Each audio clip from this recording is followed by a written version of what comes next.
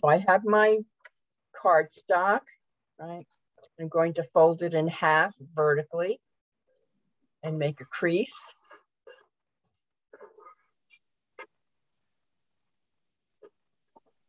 So we have an open part, right, and the fold. Then I'm going to take it and I'm going to fold it in half and make another crease. So that when you open it up, you have these cross marks here, right? With that. Okay.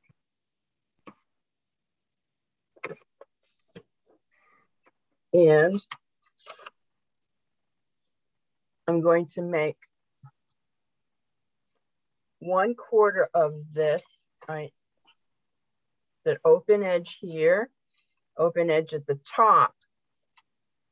Bottom has the folded edge. One side has the folded side. I'm going to make a cut here where I'm going to say, this is my snowbank. Okay. If you want to make your composition have some mountains in the front, that you can also do that, okay? But make it like maybe soft mountains and not too detailed. If you want to make your front, we're calling them layers, it's going to be 3 layers, and I'll show you my card in a minute. You could have a tree that goes all the way up here and you can cut out your tree. I'm going to put this in pause while I go get my example, my finished example.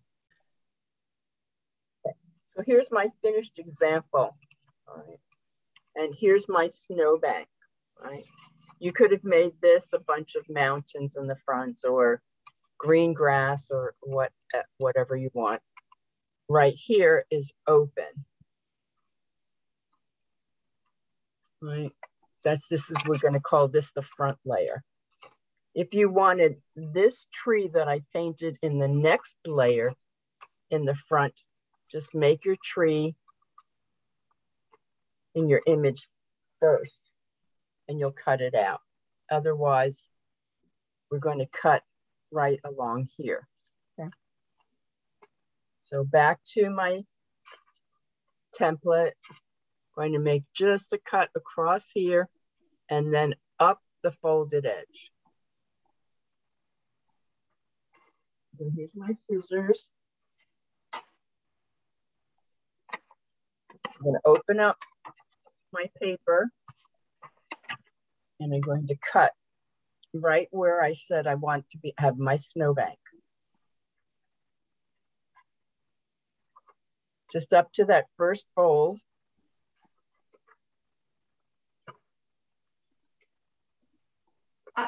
Iris? Yes. The folded edge is on the right-hand side or the left-hand side? Whichever one you want it to be. Oh, just okay. As long as you have a folded side. Okay. Okay.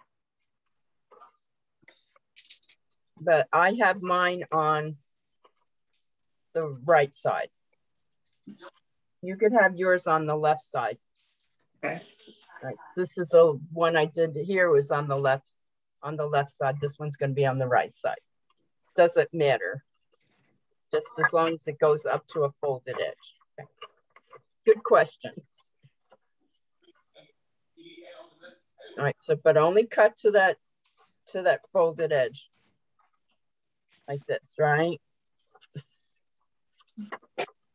Here's the folded edge. And now I'm going to cut from the folded edge up to the top.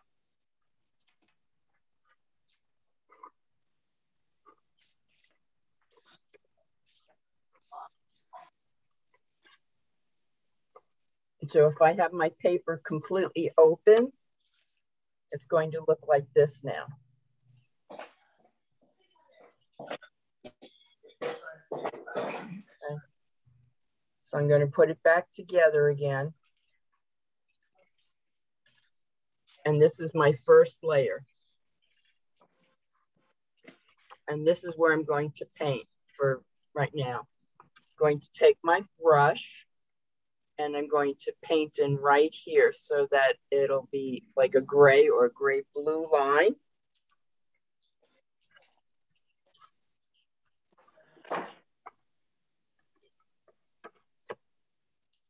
All right, like that. And more snowbanks, right? So little bitty hills of snow.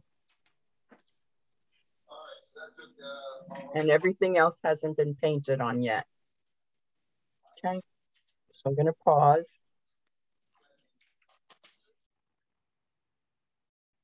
So here's my color. I'm gonna use some blue and some black. Right. Get out some of the moisture. Right on my edge of my snowbank, right? Just going to go right on the edge and paint in that snowbank.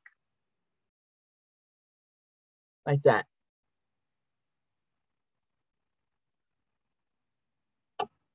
And then maybe make another kind of mini snowbank here. Use this. Little lines in the sand, how not sand. Oh, somebody said that they wanted to make the sand, so they made it sand instead of a snowbank. Okay. Just like that.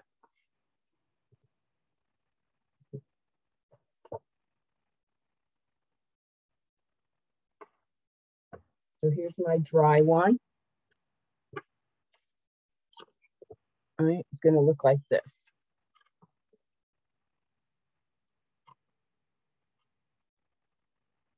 And the reason why I'm doing it like this is because you can let it dry while you move on to the next step. And also because it's giving you layers, it's going to give it some texture when you open the card, okay? So now that you have this part, your snow painted, then you're going to lay the paper down and in this quadrant, this quarter, you're going to have indicated where your snowbank is. So I'm going to just fold my snowbank over for a second and tap that wet part so that I know my snowbank is there. Or I can take, if it's too dry, I can take a pencil and sketch here with my pencil where my snowbank is, because above that is where I'm going to put my trees.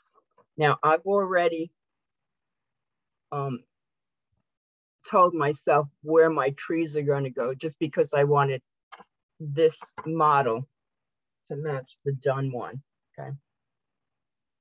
So the next thing we're going to do is to learn how to paint the trees, and then we'll paint them in, and I'll come back and show you how to go to the third step, okay? Now that you've watched the Ling-Chi video, you can put your evergreens in this one. This would be the one next to the snowbank, right? But it would be on this side. The fold goes like this, right? So you paint it here, and I'm going to leave up how to do it. I'll share my screen. That's the tree. And here in my photos, I have a step-by-step right there.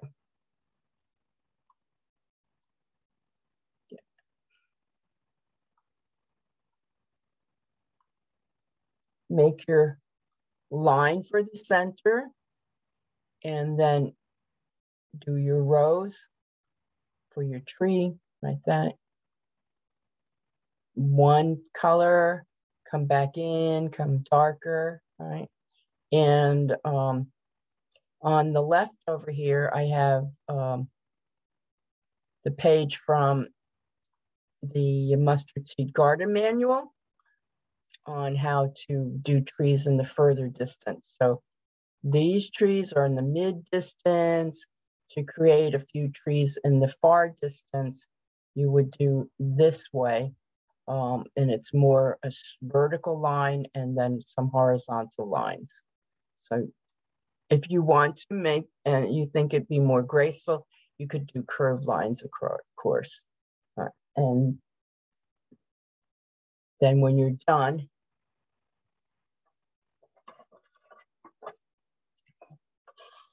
it'll look like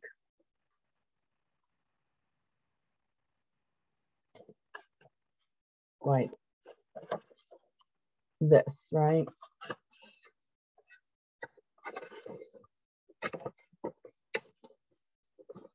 It'll look like this. Okay.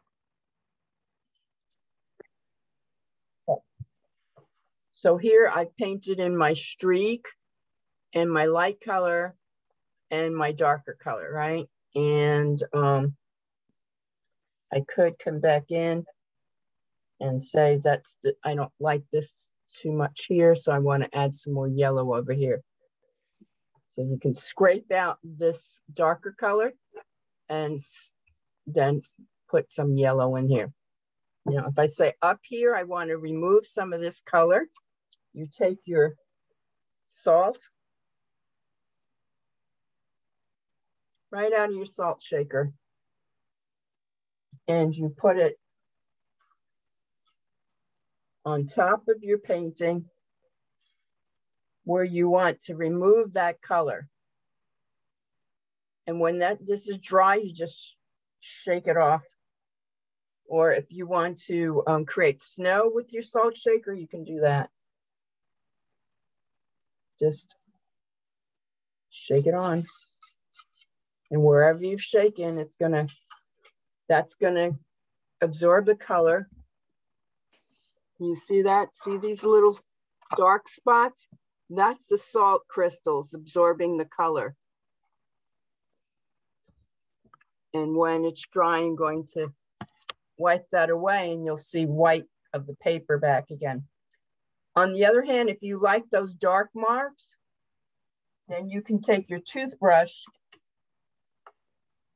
and fill it up with dark color and brush it onto and slap it on or smush it onto your card. I'll show you how to do that in a moment. Again. All right, so here we are sharing my screen. All right, we've done the streak and lighter tone, darker tone, darkest tone. And this is the watercolor paper. That's why it looks all bumpy. But if you like that bumpy-ish look, you could add flecks of dark paint to give you that bumpy look. Right. And here it's drying a little bit.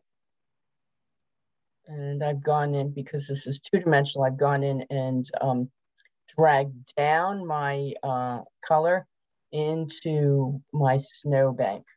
You can do that too while you're waiting for it to dry. Go back into your snowbank and make more definition. But you can save that for later if you want to. Okay. All right.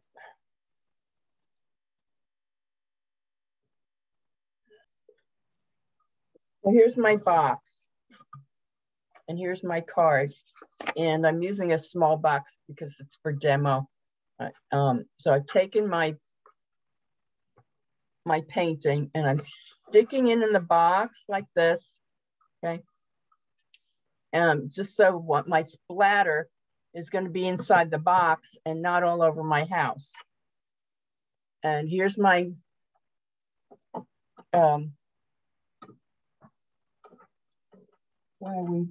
Here's my box and my toothbrush. And you take your toothbrush, and this, I think this might be my real toothbrush, so I'm not going to load it up, but you open up your paint, you stick your toothbrush in, you get your color, right? And if you're squeamish, you put a glove on so that you're not all filled up with paint, and you go like this. You see that movement? And you do that inside the box with your white paint or your dark paint. Denise liked the dark painted look the other day, so you can do that, okay? And when you're done,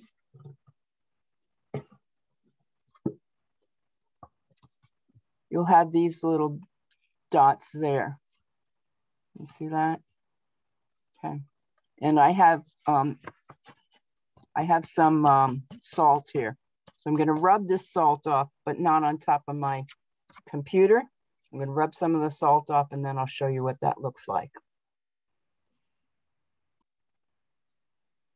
So I took my other example out, and now I have an empty box. And I'm holding that, my painting with this salt on it, over the box. And now I'm taking my thumb and I'm scraping some of that salt off.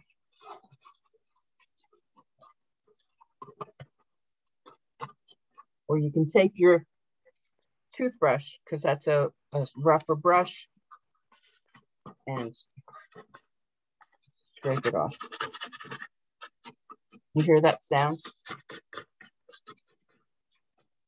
You can also leave your salt on it too if you want, because that'll give another layer. So one of my favorite paintings, and Takashi's absolute favorite painting that I did, has salt on it, and it's framed and mounted and so on with salt in it. Anyway, all right, so now can you see this? This is where the salt was, and it had absorbed the color. And when I flecked it off, you see the blank paper underneath. Okay. And there's your full image, right? Okay. So now we go back. Let your aurora dry. Your aurora is here. All right, turn your paper upside down. Go back to your pine trees. Take your scissors, and you're going to cut off just a little bit above the pine trees, because we're going to leave them looking like snow has fallen over all the tops of them. See a little border like that.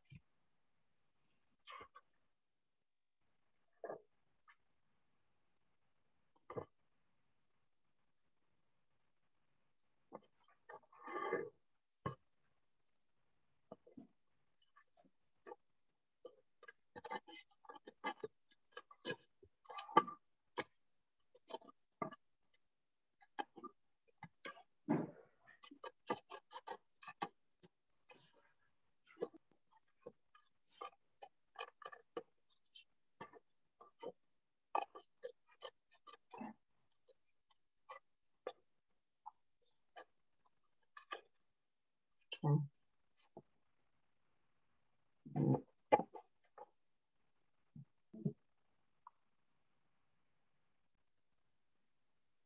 So now you should have your trees cut out, and you're going to fold it over.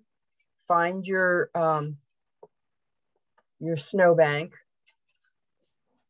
Fold your snowbank over the top of your trees.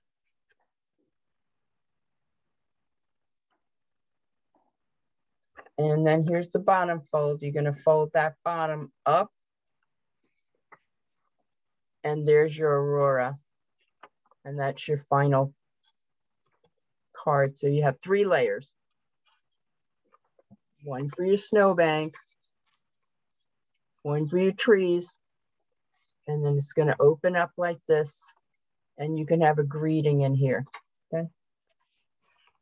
And you can make your greeting out of what you cut off. Okay, I've taken my scrap from what was left over of my snowbank, and I've written Happy New Year, just using a marker. And now I'm going to do faux calligraphy, and we're going to watch a faux calligraphy video on how to do that. It's essentially just taking what we call the downstroke and making that thicker.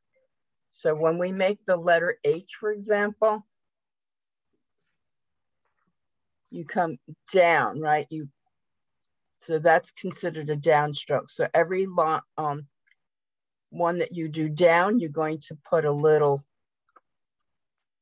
outline next to it. And so this comes up and across, right? You leave that alone. The H is here. That's another downstroke. Put a outline there, okay? So ready to watch the faux calligraphy? Here we go. So now I've done my faux calligraphy. Before it was just regular printing, right? And it says Happy New Year, and you notice how I filled it in. And then I can take my scissors and cut this out.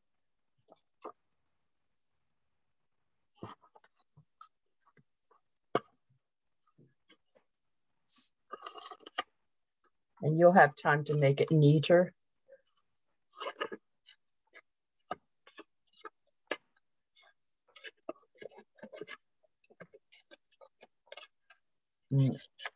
And maybe take my glue stick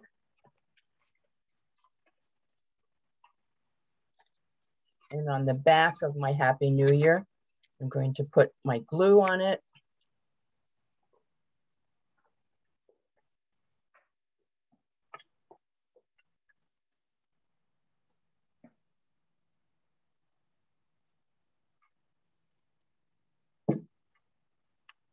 My glue on it.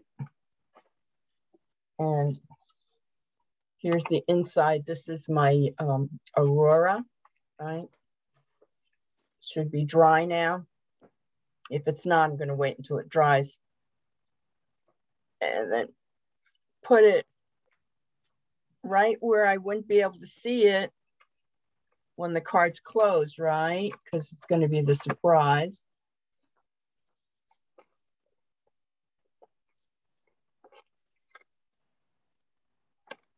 All right. And if I want more of a 3D, I want it thicker, I'm going to take a piece of cardboard